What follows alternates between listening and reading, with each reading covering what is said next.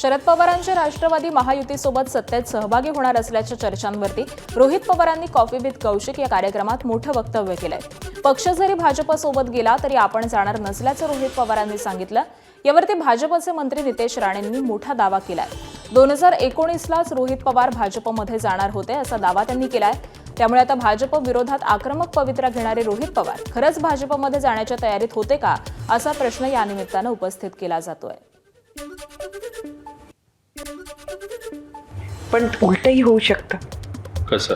म्हणजे महाविकास आघाडीतच तुमचाही पक्ष राहील असं कशावरून? पक्षाचं मला सांगता येणार नाही। पक्ष हा वरच्या लेवलला हँडल केला जातो। निर्णय हे अनुभवी नेते घेतले जातात।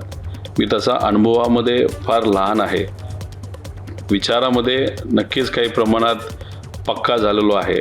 त्यामुळे तो निर्णय जेव्हा त्या ठिकाणी घेतला जाईल, जो कदाचित घेतला जाणार नाही, त्यावेळेस मग माझा वेगळा निर्णय तिथं असू शकतो। म्हणजे तुम्ही भाजपाबरोबर तुम्ही कधी जाणार नाही? नाही जाणार। पण माझं म्हणणं आहे की 2019ला रोहित पवार येत होते ना भाजपबरोबर, सगळी बोलणी झालेली होती। म्हणून एवढं भारतीय जनता पक्षाबद्दल द्वेष हे रोहित पवारांच्या तोंडी चांगलं वाटत नाही। त्यावेळी अगर योग्य पद्धतीने सगळ्या घडी बसली असते तर आज भारतीय जनता पक्षाच्या एक आमदार म्हणून रोहित पवार काम करत असते।